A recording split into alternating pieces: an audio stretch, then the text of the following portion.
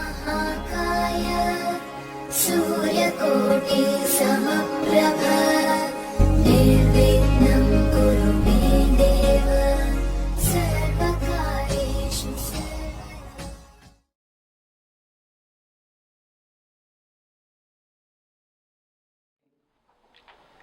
मेरे बहुत ही प्रिय और बेहद सम्मानित साथियों, हृदय की गहराइयों से अभिनंदन, बहुत बहुत हार्दिक स्वागत है।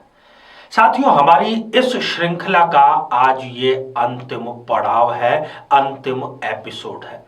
इसलिए आज हम चर्चा करेंगे मीन लग्न के जातकों के बारे में। मीन लग्न के जातकों को यदि सर्वश्रेष्ठ जीवन साथी का चयन करना है तो उन्हें किन दो लग्नों को प्राथमिकता देनी चाहिए और ये प्राथमिकता क्यों देनी चाहिए, इस पर आज हम चर्चा करेंगे। साथियों, इस पर हम चर्चा करें इससे पहले एक बेहद जरूरी सूचना कि हम हमारे प्रत्येक एपिसोड के अंत में किसी न किसी जातक के प्रश्न का उत्तर देते हैं और ये प्रश्न हमें प्राप्त होते हैं आप लोगों के ही द्वारा YouTube कमेंट के माध्यम से। साथियों, जब भी आप अपना कमेंट लिखें उससे ठीक पहले #आचार्य चंद्रकांत इस शब्द का प्रयोग जरूर करें और साथ ही बेहद आसान सा प्रश्न जो इसी एपिसोड के अंत में आपसे पूछा जाएगा, इसी एपिसोड से संबंधित होगा, आपके ज्योतिष के ज्ञान को बढ़ाने वाला होगा, उसका सही उत्तर साथ में लिख करके जरूर भेजें।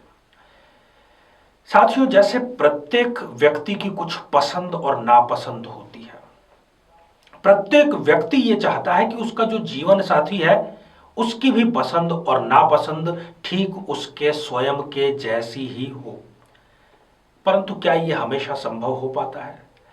अगर यह बहुत हद तक संभव नहीं हो पाता, परंतु काफी हद तक संभव हो सकता है। कैसे हो सकता है? यदि हम ठीक तरीके से वैदिक रीति से जन्म कुंडली मिलान करके हमारे जीवन साथी का चयन करते हैं तो। स्वभाव, नेचर, व्यक्तित्व, लग्न,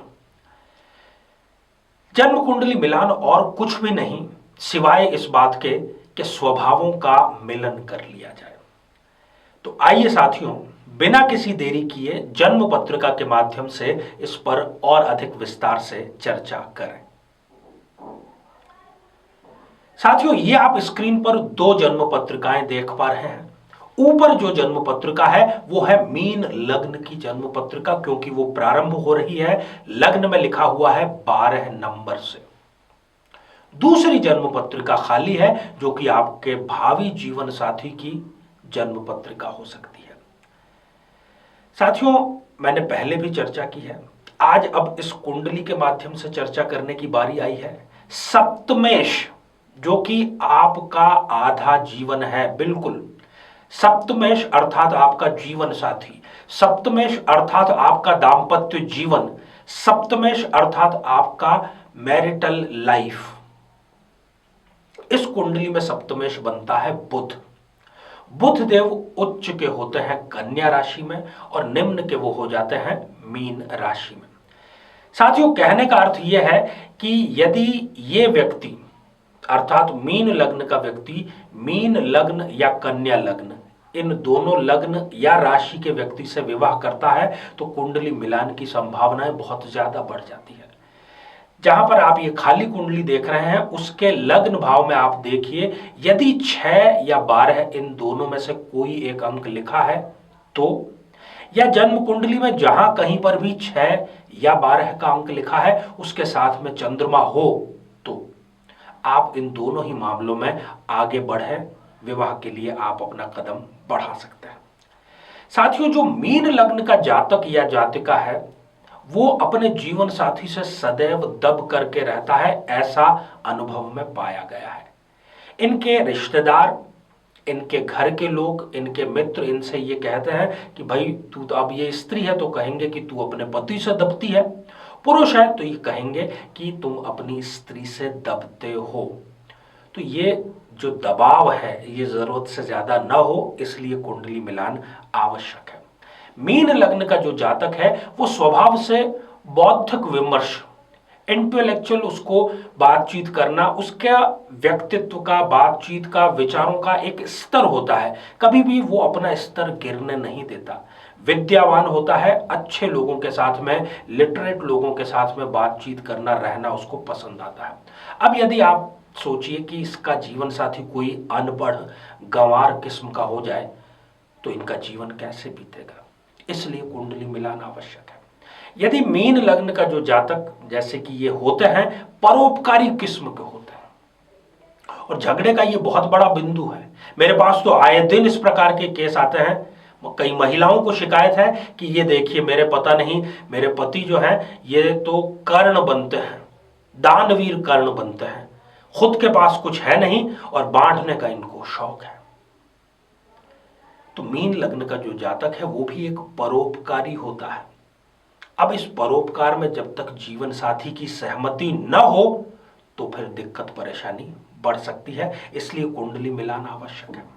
मीन लग्न का जो जातक है उसको शारीरिक सुख की कोई बहुत खास अभिलाषा नहीं होती, जो कि दाम्पत्य जीवन का एक बहुत बड़ा हिस्सा है। इसलिए कुंडली मिलान किया जाना आवश्यक है।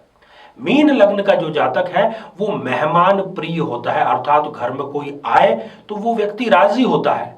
वो सोचता है कि मैं इसका कैसे बेहतर से बेहतर स्वागत करूं। अब अगर इसका जीवन साथी ऐसा हो जो मेहमानों के आने से चिढ़ता हो तो ये दैनंदिन जीवन में, डेली रूटीन में बहुत बड़े मुद्दे बन जाते हैं। इसलिए कुंडली मिलाना आवश्यक है। इसकी फहरिस्त तो बहुत लंबी हो सकती है, परंतु समय का हमारे पास में यहाँ अभाव है, इसलिए हम आज इतनी विशेषताओं की चर्चा करेंगे। कुल मिलाकर के आपको इतना ही संदेश देना है कि बिना कुंडली मिलाए विवाह करना और अपने पैर पर कुल्हाड़ी मारना दोनों एक ही बात है। इसलिए इस प्रकार की आप किसी भी गलत कार्य में न पड़े, पूर्ण रूप से कुंडली मिलान करें। आप स्वयं कर सकें तो बेहतर, नहीं तो किसी विद्वान की सलाह जरूर लें। आइए साथियों, अब हम बढ़ते हैं आज के हमारे कमेंट के चरण की ओर। आज हमने कमेंट शामिल किया है शिवानी गुप्ता जी का, जो कि उन्होंने लिखा है भिंड मध्य प्रदेश से। शिवानी जी, आपने पूछा है कि आपका विवाह कब संपन्न होगा। शिवानी जी, आप मंगलिक हैं, पर विवाह का योग अभी आपके एक जारी है, और इससे भी अच्छा, क्योंकि जारी है का मतलब यह है कि रिश्ता कभी भी आ सकता है, और इसी वर्ष जून के पश्चात एक बहुत अच्छा रिश्ता आ सकता है। अपने जीवन को बेहतर बनाने के लिए आपको चाहिए कि आप लाल रंग के फलों का दान करें, मंगलवार को करें, अपनी श्रद्धा के अनुसार करें। तो साथियों, अब आज का बेहद ही आसान सा प्रश्न। आज हमने चर्चा की मीन लग्न की, चर्चा की ऐसे जीवन साथी की कि लोग कह उठे कि ये जोड़ी तो जैसे एक दूसरे के लिए ही बनी गई। तो मीन लग्न के जातकों के लिए किन दो लग्नों के जीवन साथी सर्वोत्तम साबित हो सकते हैं। साथियों, आप सभी स्वस्थ, समृद्ध और शांतिपूर्वक जीवन व्यतीत करें। नमस्कार। जीवन में किसी समस्या का सामना कर रहे हैं, जैसे कि शादी में देरी होना, पति पत्नी में मनमुटाव या तलाक तक की नौबत आ जाना, संतान का प्राप्त न हो पाना, नौकरी या धन प्राप्ति में बाधा आना, जीवन के प्रत्येक क्षेत्र में किसी न किसी प्रकार की बाधा आना, तो आज ही अपनी जन्म पत्रिका का संपूर्ण विश्लेषण करवाएं और पाएं समस्या से सदैव के लिए मुक्ति।